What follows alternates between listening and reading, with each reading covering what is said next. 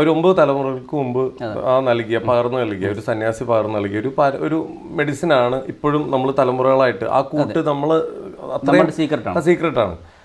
ഇപ്പോഴും ആ മരുന്നുകളൊക്കെ അവൈലബിൾ ആണോ? തീർച്ചയായിട്ടും. ഒരു മരുന്ന് പോലും ഇല്ലാതെ മരുന്ന് നിർമ്മാണം നടക്കില്ല.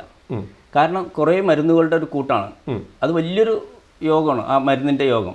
അതിൽ ഏതെങ്കിലും ഒരു മരുന്ന് നമ്മൾ ഒഴിവാക്കുമ്പോൾ അത് മറുമരുന്നിൻ്റെ നിർവീര്യമാക്കാനുള്ള മരുന്നായിരിക്കും. അതിൽ വിഷച്ചെടികൾ ഉണ്ടാവാം ഇല്ലേ? ആ വിഷച്ചെടികളെ നിർവീര്യമാക്കാനായിരിക്കും വേറൊരു ഔഷധ ചെടീനെ അവിടെ കൊണ്ട് വയ്ക്കുന്നുണ്ടാവുക.